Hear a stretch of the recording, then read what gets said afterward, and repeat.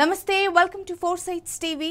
తెలంగాణ రాష్ట్రం ఏర్పాటుకు తమ ప్రాణాలను సైతం త్యాగం చేసిన అమరులను, పోలీసు లాఠీ దెబ్బలకు సైతం ఎదురెళ్లిన విద్యార్థుల కుటుంబాలను రాష్ట్ర ప్రభుత్వాలు విస్మరిస్తున్నాయి.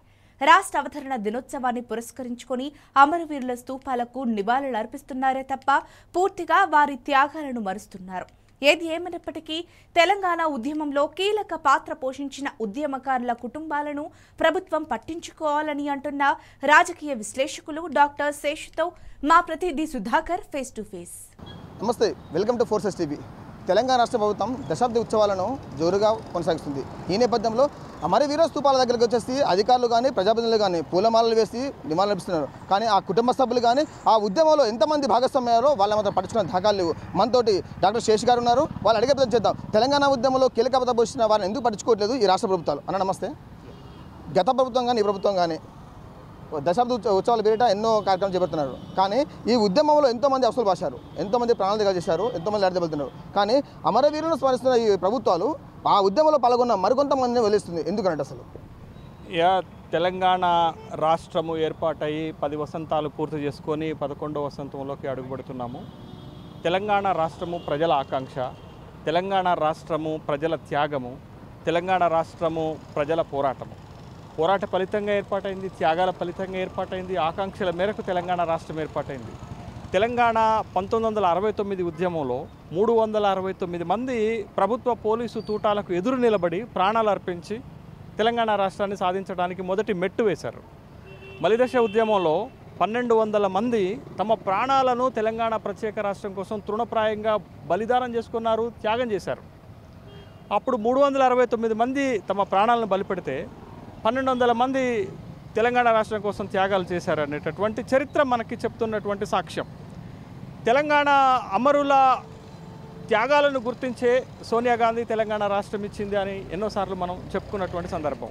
అయితే 10 సంవత్సరాలు పూర్తవుతున్నటువంటి ఈ నేపథ్యంలో తెలంగాణ రాష్ట్రం వచ్చిన తర్వాత ప్రతి ఆవిర్భావ దినోత్సవానికి జూన్ 2వ తారీఖు నాడు రావటము, అమరవీరుల స్తూపాల దగ్గర అమరులకు నివాళులు అర్పించడం జరుగుతున్నటువంటి ఒక ప్రక్రియగా మనం చూస్తున్నాం. అయితే తెలంగాణ రాష్ట్రము ఏర్పడిన తర్వాత కొత్తగా వచ్చినటువంటి ప్రభుత్వం తెలంగాణ ఉద్యమానికి నాడు నాయకత్వం వహించినటువంటి బీఆర్ఎస్ పార్టీ కె చంద్రశేఖరరావు గారు ముఖ్యమంత్రిగా అధికారంలోకి రాగానే 369 మంది అప్పటి కుటుంబాలను 1200 ఇప్పటి కుటుంబాలను ఆదుకుంటారని ఆశించాం. కానీ తెలంగాణ రాష్ట్రం వచ్చిన తర్వాత ముఖ్యమంత్రి గారు మొదట 457 మంది తెలంగాణ అమరవీరుల కుటుంబాలకు 10 లక్షల రూపాయలు ఇచ్చారు.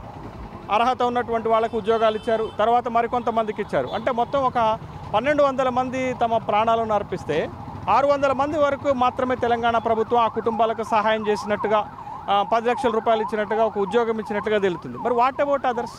మిగతా వాళ్ళ పరిస్థితి ఏంటి అనేటటువంటి ప్రశ్నలు ఇవాళ తలెత్తుతున్నాయి. ఎందుకు తెలంగాణ ఉద్యమంలో పాల్గొన్నటువంటి వాళ్ళందరూ వాళ్ళ త్యాగాలు చేసినటువంటి కుటుంబాలను ఎందుకు ఆదుకోలేకపోయినాం? తర్వాత 1969 ఉద్యమంలో ప్రాణాలు అర్పించినటువంటి కుటుంబాలను మనం ఎందుకు ఆదుకోలేకపోయినటువంటి ఒక ప్రశ్న ఇవాళ ఉద్యమకారుల నుంచి వస్తున్నప్పటికి కూడా ప్రభుత్వాలు ఈ 10 సంవత్సరాల్లో సమాధానం చెప్పినటువంటి సందర్భం లేదు. ప్రభుత్వం దగ్గర డాటా లేదా? ఇవాళ పోలీస్ స్టేషన్లలో ఎఫ్ఐఆర్లు నమోదై ఉన్నాయి కదా, ఇవాళ కోర్టులలో కోర్టు ప్రొసీడింగ్స్ ఉన్నాయి కదా. వీటన్నిటిని తీసుకొని తెలంగాణ అమరులు అయినటువంటి కుటుంబాలను ఆదుకోవాల్సినటువంటి బాధ్యత రాష్ట్ర ప్రభుత్వాల పైన ఉంది కదా, రాష్ట్ర ప్రభుత్వం పైన ఉంది కదా. మరి ఎందుకు చేయలేదు అనేటటువంటి ప్రశ్న వస్తుంది. తర్వాత తెలంగాణ ఉద్యమం కోసము తమ సర్వస్వం త్యాగం చేసినటువంటి వాళ్ళు ఉన్నారు కదా, మరి వాళ్ళని ఎందుకు ఆదుకోలేదు? ఇవాళ దేశ స్వతంత్రం ఉద్యమంలో పోరాడినటువంటి వాళ్ళని స్వతంత్ర సమరయోధులుగా గుర్తించి వాళ్ళకి పెన్షన్ ఇచ్చాం. వాళ్ళు చనిపోతే వాళ్ళ భార్యలు కూడా పెన్షన్ ఇచ్చాం. జార్ఖండ్ రాష్ట్రం కోసం ఉద్యమం చేసినటువంటి వాళ్ళని గుర్తించి రాష్ట్ర ఉద్యమం, జార్ఖండ్ రాష్ట్ర ఉద్యమకారులుగా గుర్తించి వాళ్ళకు కూడా పెన్షన్ ఇస్తున్నాం. మరి తెలంగాణలో ఆ ప్రక్రియ ఎందుకు జరగలేదు? తెలంగాణ ఉద్యమం మహోన్నతమైన ఉద్యమం అని మనమే చెప్తాం. తెలంగాణ కోసం ఇంతమంది త్యాగం చేశారని మనమే చెప్తాం. తెలంగాణ ఉద్యమంలో అసూలు ఇంతమంది బాసారని మనమే చెప్తాం. తెలంగాణ ఉద్యమాని కోసం ప్రజలు త్యాగం చేశారని మనమే చెప్తాం. కానీ ఆ త్యాగాలకు గుర్తింపు ఏదైనా అడుగుతున్నాము. అమరవీరుల యొక్క ప్రాణత్యాగానికి గుర్తింపు ఏదని అడుగుతున్నాము. ఎందుకు పూర్తి స్థాయిలో అమరులైనటువంటి కుటుంబాలను ప్రభుత్వాలు ఆదుకోలేకపోయినాయి? ఎందుకు తెలంగాణ ఉద్యమంలో సర్వస్వం కోల్పోయినటువంటి వాళ్ళని తెలంగాణ ఉద్యమకారులుగా గుర్తించి వాళ్ళకి ఏదో ఒక సహాయం ప్రభుత్వాలు ఎందుకు చేయలేకపోయాయనేటటువంటి ప్రశ్న ఇవాళ ఉత్పన్నమవుతుంది. అయితే ఇవాళ తెలంగాణ రాష్ట్రంలో ప్రభుత్వం మారింది. గత 2 పర్యాయాలు గెలిచినటువంటి టీఆర్ఎస్ స్థానంలో ఇవాళ కాంగ్రెస్ అధికారంలోకి వచ్చింది. కాంగ్రెస్ అధికారంలోకి వస్తున్నప్పుడు చాలా స్పష్టమైనటువంటి ప్రకటన చేసింది. మేము అధికారంలోకి వస్తే తెలంగాణ ఉద్యమకారులను ఆదుకుంటామని చెప్పింది. తెలంగాణ ఉద్యమంలో అసూలు బాసినటువంటి వాళ్ళని, ప్రాణత్యాగాలు చేసినటువంటి కుటుంబాలను పూర్తి స్థాయిలో ఆదుకుంటామని చెప్పింది. కాంగ్రెస్ పార్టీ ఇచ్చినటువంటి హామీ మేరకు ఆ విధమైనటువంటి ప్రయత్నాలు చేయాల్సినటువంటి అవసరం ఉంది. వాళ్ళ మేనిఫెస్టోలో పెట్టారు, తెలంగాణ ఉద్యమంలో పాల్గొన్నటువంటి ఉద్యమకారులందరికీ 250 గజాలు ఇంటి స్థలం ఇస్తామనేటటువంటి ఒక ప్రధానమైనటువంటి హామీలు ఇచ్చారు. అది మాత్రమే కాదు, తెలంగాణ ఉద్యమంలో ప్రాణత్యాగాలు చేసినటువంటి అన్ని కుటుంబాలను ఆదుకోవాలి, తెలంగాణ ఉద్యమంలో సర్వస్వం త్యాగం చేసినటువంటి ఉద్యమకారులను గుర్తించి వాళ్ళకి ఏదో ఒక విధమైన ప్రభుత్వం సహాయం చేసినప్పుడే తెలంగాణ ఉద్యమంలో పోరాటానికి నిజమైనటువంటి మనం గౌరవం ఇచ్చినటువంటి అవుతుంది.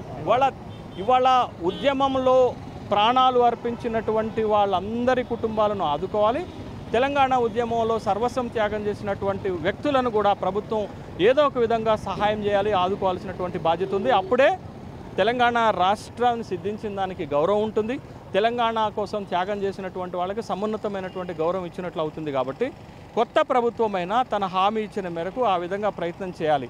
ఏదో జూన్ 2వ తారీఖు నాడు వచ్చి మమ అనిపించి నివాళులు అర్పించి అమరులకు జోహార్లు, అమరవీరులకు జోహార్లు అని 4 నినాదాలు చేసిపోయినంత మాత్రాన ఆ కుటుంబాలకు ఒరిగేది ఏమీ లేదు. కాబట్టి ఖచ్చితంగా భారత స్వతంత్ర ఉద్యమంలో పాల్గొన్న వాళ్ళకి ఎట్లయితే న్యాయం జరిగిందో, జార్ఖండ్ ప్రత్యేక రాష్ట్ర ఉద్యమం చేసినటువంటి వాళ్ళకి ఎట్లయితే న్యాయం జరిగిందో, తెలంగాణ ఉద్యమంలో పాల్గొన్నటువంటి వాళ్ళకి న్యాయం జరగాలి, తెలంగాణ కోసము ప్రాణాలు అర్పించినటువంటి కుటుంబాలకు న్యాయం జరగాలి. ఆ విధంగా కొత్త ప్రభుత్వమైన చర్యలు చేపడుతుందని ఆశిద్దాం.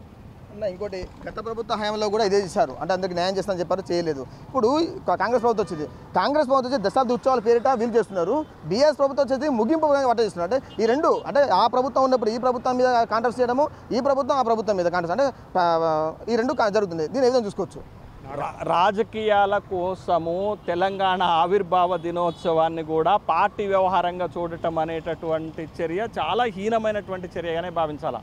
ఇది తెలంగాణ ప్రజల అస్తిత్వ ఉద్యమం, ఇది తెలంగాణ ప్రజల ఆత్మగౌరవ నినాదం, ఇది తెలంగాణ రాష్ట్రం అంటేనే ప్రజలు పోరాడి తెచ్చుకున్నటువంటి రాష్ట్రంలో ఇక్కడ కూడా ఆవిర్భావ దినోత్సవం విషయంలో కూడా రాజకీయాలు చేస్తున్నారంటే మీకు రాజకీయాలు తప్ప మరేమి పట్టవా అనేటటువంటి ప్రశ్న వస్తుంది. ఇవాళ మీరు ఉద్యమానికి నాయకత్వం వహించిన BRS party, Sonia Gandhi Congress party Telangana ఉద్యమం ఇచ్చినా ఎందుకు మీరు ఉద్యమానికి నాయకత్వం వహించారు, ఎందుకు మీరు తెలంగాణ ఇచ్చారంటే ప్రజల ఒత్తిడి మేరకు ఇచ్చారు, ప్రజల త్యాగాల మేరకు ఇచ్చారు, ప్రజల ఆకాంక్షల మేరకు ఇచ్చారు, ప్రజల పోరాటం మేరకు ఇచ్చారు అనేటటువంటి విషయాన్ని గమనించాలా.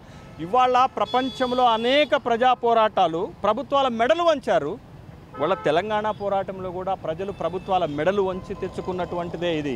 కాబట్టి ఈ తెలంగాణ ఆవిర్భావ దినోత్సవాన్ని కూడా రాజకీయం చేయటం అంటే ఇక రాజకీయాలు హీన స్థాయికి వెళ్ళాయి, విలువలు తగ్గిపోయాయి, పరాకాష్ఠకు చేరిపోయాయి అనే విషయాన్ని భావించాలి.